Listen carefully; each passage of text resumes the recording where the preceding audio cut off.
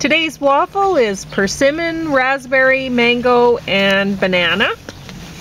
And mine doesn't look quite as fancy because I had been given 2 persimmons, one last week and one this week, and last week's persimmon doesn't look as good. So I covered it up on the outside with the raspberries.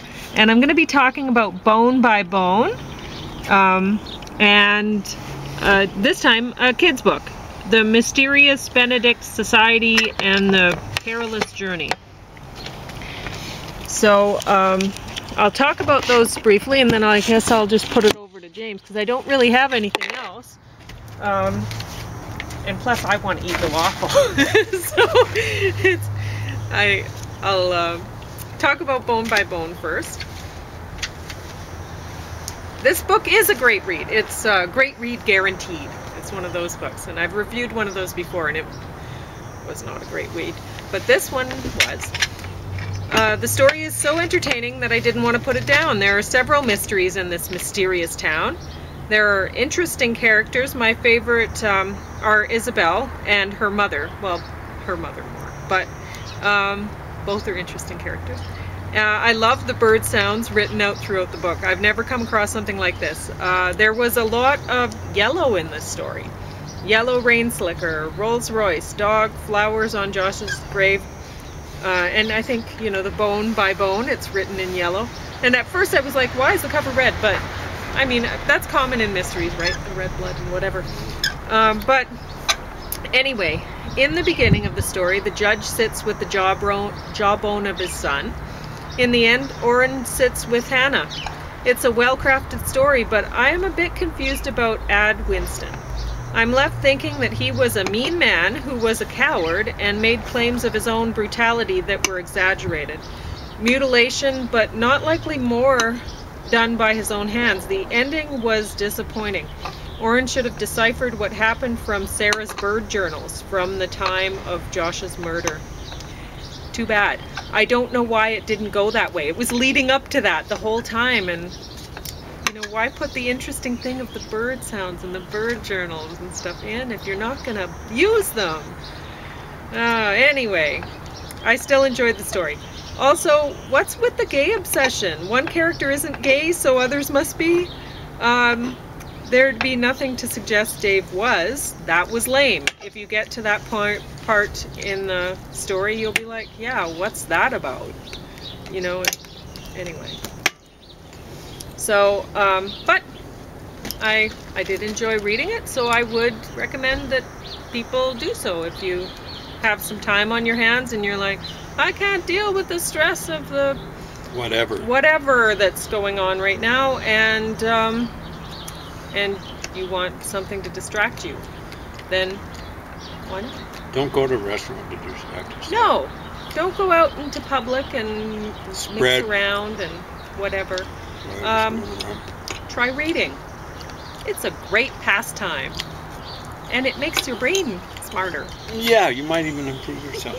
And so then if you decide, okay, I'm spending too much time reading, try writing some poetry. Yeah. James and I will be, I've just finished putting together my lesson book. And it's Pauline's first book.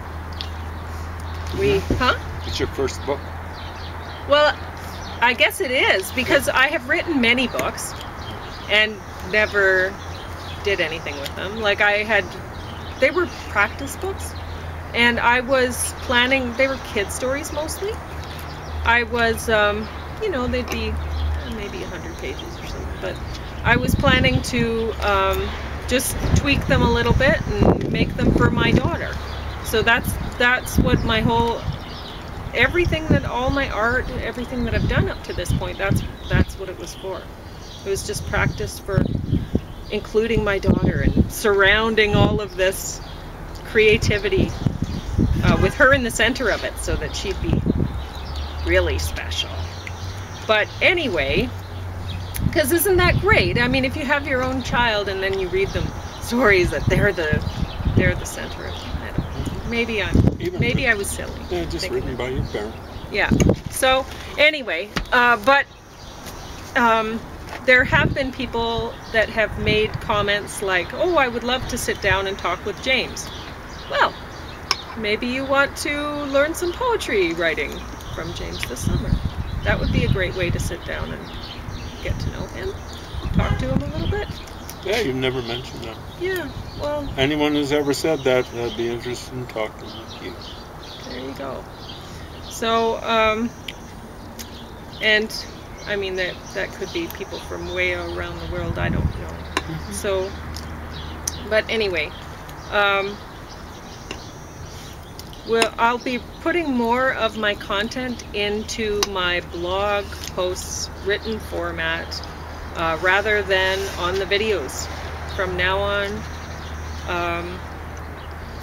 So anyway, for those of you who follow me with the videos, you might want to look into the blog post from now on. You'll get a lot more out of that. Anyway, and you'll get to find out where we're going to be doing our poetry lessons this summer. It's going to be a different sort of classroom. Yes, we don't it sure believe will. in with the COVID We happening. won't be getting close. Classrooms should not be open. They will be outside. They will be very much outdoors. Very much outdoors. And very much spread out. In other words, it's just going to be And Pauline and masked. me and you at home. It That's might all. be, yeah. But you'll definitely get to communicate with us on a more personal level that way. So anyway, now I'm going to review this one. And I don't know why I decided to pick up one of the kids' stories out of my basement to start reading. But I felt like it, so this is what I did. A bunch of kids go on an all-expense-paid global scavenger hunt. I can see why this was a NYTBSer. I didn't like the aggressive men that the kids were having to regularly escape from. I realized that child spies would have to deal with facing unpleasant people. I also didn't like that SQ was tricked and no one was sent back to free him. They should have sent the key back with Madge or something, perhaps a carrier pigeon. I didn't like the fact that these kids were traversing the globe without parental supervision. I did like the riddles and such. I like that very much. I think every 10 to 12-year-old would enjoy this story. So, I had some problems with it, but as far as an entertaining story, it works. So both of these, I would say, yeah, why not? You'll probably find them at a secondhand store for almost nothing, and that's what I paid for them, nothing. So, and if you happen to go by the little library that's near my home, then you will find them for exactly that price. Nothing. You may as well pick them up and read them. So, there you go. Go ahead, James. You can have the floor. Or the deck. Go to the deck. I'm going to take some of this layers off. It's kind of warm. Didn't expect it to be so warm. Maybe I'll just take my... Maybe it's if I lovely take my... with the sun, it's up a two lot puffs, higher. maybe that'll be enough. Let's try that for a while.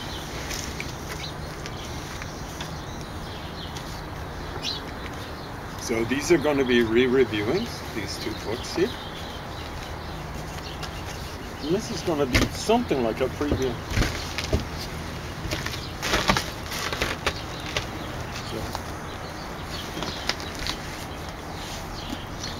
Some of you out there at home, if you're still sitting by your computers and stuff like that, you'll recognize, some of you folks in Eastern Europe, you'll recognize that picture. I acquired this, these two volumes of books in Edmonton. Oh, really? Almost 40 years ago. It would have been 1982. I was playing soccer for the University of Lethbridge. And we were on a road trip. Oh, that's so funny. So you'd go to the bookstores when you'd go on your soccer trip. Yeah. That is... The guys thought I was crazy. You know, like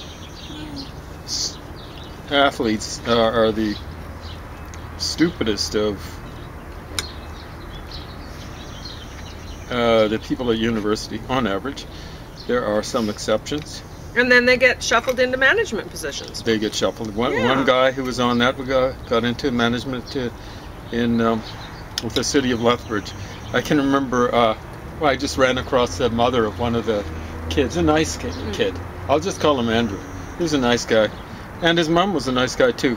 But she couldn't stand this guy who ended up in management. She mentioned him by name. I'm not going to mention his name. I might one of these days. But maybe if it's my own podcast, because I don't want to embarrass Pauline or anything like that. No, she was interesting to talk to. She started out the conversation. We were on a hike down at the Sugar Bowl. And that's the name of this toboggan hill that's near the coulee in Lethbridge. Anyway, so we were on a hike at the Sugar Bowl and down to the river, and the first thing she said when she goes by us is, "You don't have to worry, I have my vaccinations."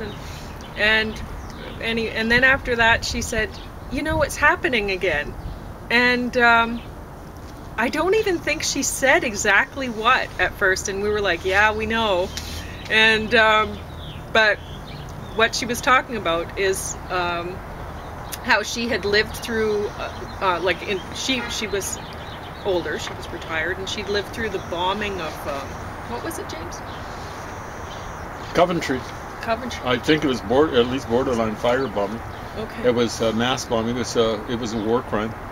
And of course, you got all sorts of Germans. I'm a partial German ancestry, and I just sneer at Germans who cry and scream about the fire bombing of Hamburg or the fire bombing of Dresden or the mass bombing. You know, it was called terror bombing, and it was terror bombing. You know, the Germans. But they'd open that door. Yeah, exactly right. The Brits and the Americans. The Brits would bomb by day, the Americans by night. In some places it was like around the clock, and sometimes it was like can you imagine 1,000 bombers coming over? The Ukrainians don't have to imagine about. I don't know if the Russians have got quite 1,000, but the Germans didn't have to put up with missiles and stuff like that. But yeah. Anyway, the terror bombing of Coventry, she went through it. She's still alive. She survived that. And there weren't many people who died in that, but the Germans opened the door. They were doing terror in Russia. They were doing internal terror on the Jews, and they had to be stopped. Now, whatever means necessary, like if the Germans hadn't surrendered earlier, you know, I would have strongly supported atomic bombing to shorten the travails of the Jews, Gypsies, the left-wingers, and so on and so forth within Germany and stuff like that. But go on. Anyway, Anyway, she said that guy was always cussing. The guy ended up being management, and so I will call him. I will give his initial. Is that okay? Initials? I don't care. Okay, MK. Yeah, if you're watching. But she was talking about how when she said it's happening again, and we understood exactly where we were on the same wavelength. Oh, of course. Yeah. Then what she was talking about was Putin. And eventually she said he's just like Hitler. He's a little bit smarter, but not much. Is he? I don't think he's quite as crazy, but he is crazy. Okay? So yeah, this is Solidarity. This is the part of the collected works, a third of the collected works of Taras Shevchenko. If I'm mispronouncing the name, you'll excuse me. I don't know if I've ever heard anyone say it out loud, so I've just read it. So so this was put out in 1963, and it's the publishing house of the Academy of Science of the Union of, it's URSR, which is would be the Ukrainian, the equivalent, the Ukrainian equivalent of the Russian.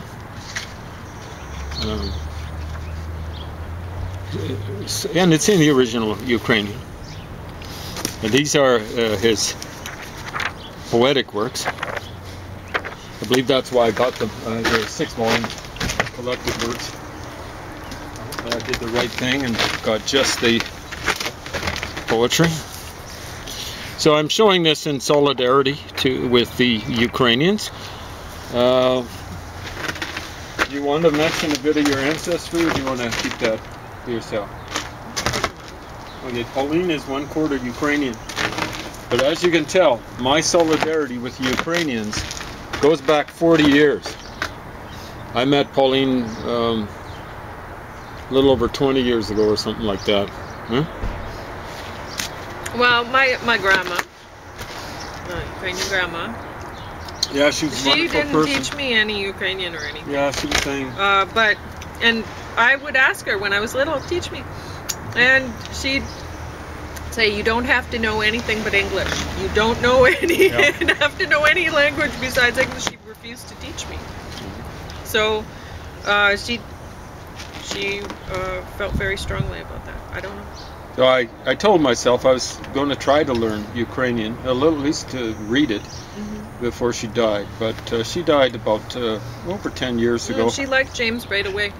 She would not like the in-laws. She didn't like in-laws. But right away when she met James, she liked him. Yeah, I liked her right away. She was a person of civilization. So this is a re-reviewing, just a minor re-reviewing. That's Kiev. Kiev. I always say Kiev because that's the Russian way of mispronouncing. Kiev is what that's spelled there. K. That's an I. This is another type of I, and that 2 dots indicates you're supposed to have a.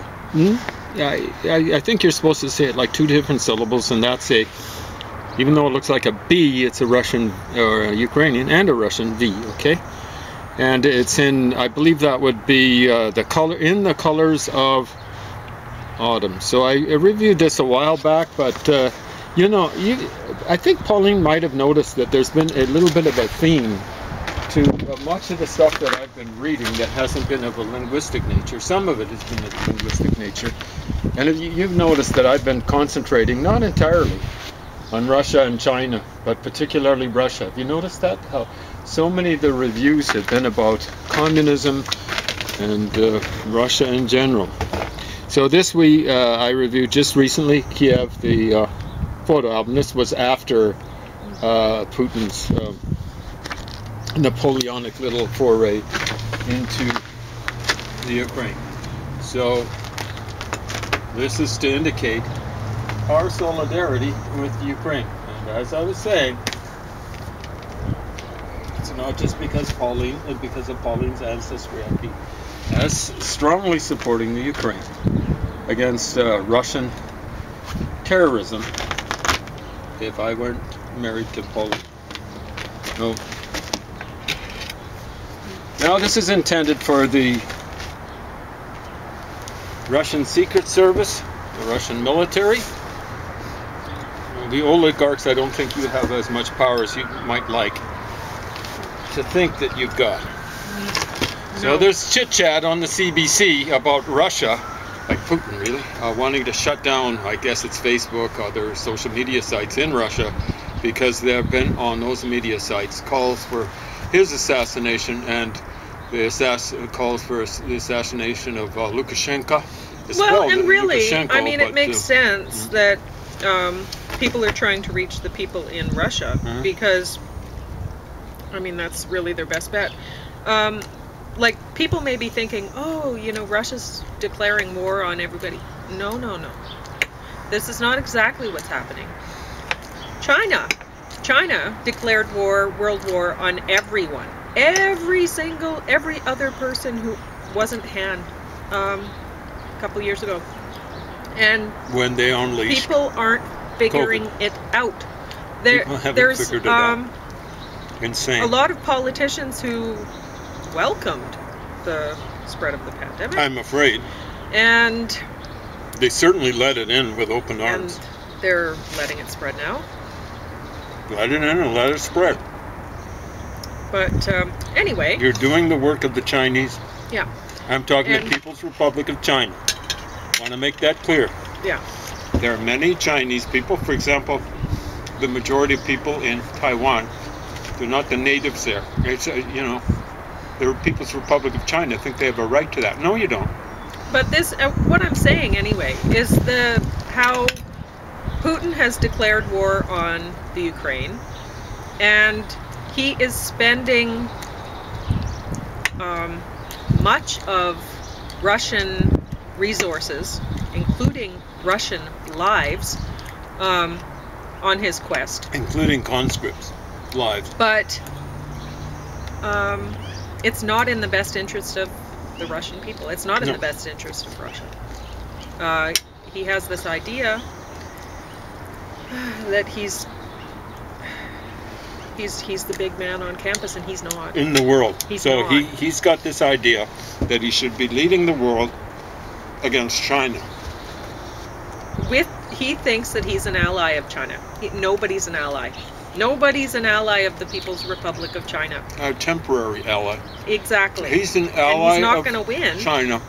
The Russians are not going to. The Russians should be our allies. They should be the Ukrainians' allies. Yeah. And against in a China, democratic way, the not People's Putin. Republic of China. Yeah. So get on the stick, you idiots who have got some measure of power, still have, in Russia. Pull out your history books.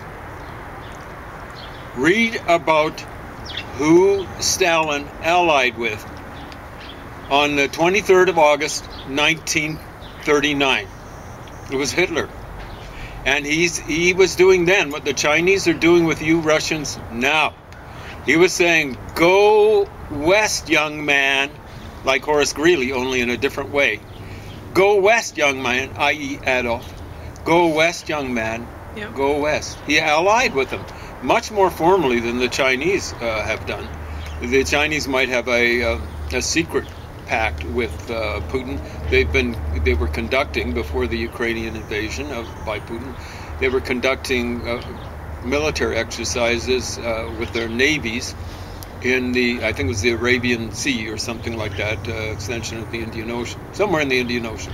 And unless you cut off all 100% of oil imports from Russia into Europe and everywhere else, you can go ahead and keep funding all Ukraine's but what you're really doing is you're funding Putin against the Ukrainians and against yourself eventually. So you have to cut off all oil from Russia. So Pauline's talking to everyone in the world except the Chinese. Now, speaking of the Chinese, you better cut out your pussyfooting around, you assholes. I don't swear much, at least on TV or on the internet, but I mean it. You people in command in the People's Republic of China, you're encouraging this asshole too, Putin, and he's pushing the world to the brink of a world war. If we're already in a world war, a hot world war.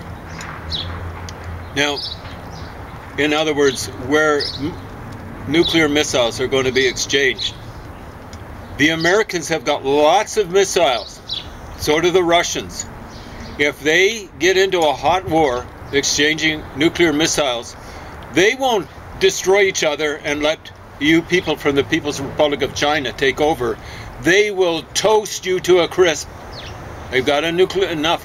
Each one of them has enough nuclear weapons to take you out, and they will. That'll be even the Americans. The Russians will just do it automatically. Okay? Putin will just do it automatically. He will burn you to a crisp. So you'd better get off your high horse and stop meddling around with this idiot. Stop pulling this Stalin trick of going to Putin this time. The Russians did it with Hitler. Go west, young man. Go west. Well, you're going to get burned. You're going to get your fingers burned and everything, and your toes burned and everything in between. What are you going to say? Well, it's up to people to realize that China has declared world war on everyone else.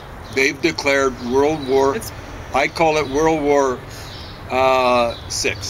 So as long as, I mean, the PRC, they're just sitting back laughing. They're like, yeah, use up all your resources in fighting with the Ukraine, and then wherever next. And same with the Iranians. I mean, they think that they're allies with Russia, whatever.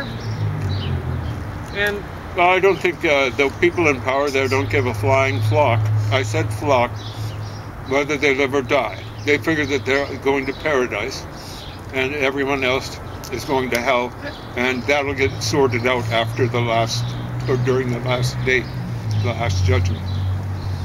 well, in the end, people if in they Iran, continue, you better straighten up and fly right, because a lot of you like living, and you'd better get rid of your regime.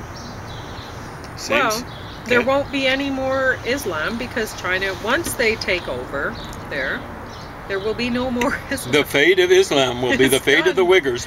So you guys are pussyfooting around with China in Iran and other places, figuring that you can get rid of the great Satan in the United States. The great Satan in the United States has allowed you to survive and actually move in and squat in some places in the United States. No? Basically behave like settler colonialists in the United States, in Canada, in England, and stuff like that. We've been very, very, very kind to you, and the People's Republic of China won't be kind at all. Your religion, if China takes over the world, will get snuffed out in a generation. Yeah? It will get snuffed out. They'll wake up and smell the anthrax. Now, getting back to the Russian military, the Russian Secret Service, if you're seeing this stuff, pull out your history book. China's doing this thing that Stalin did with Hitler, and Jesus H. Christ, look at what happened to Hitler. That's your role.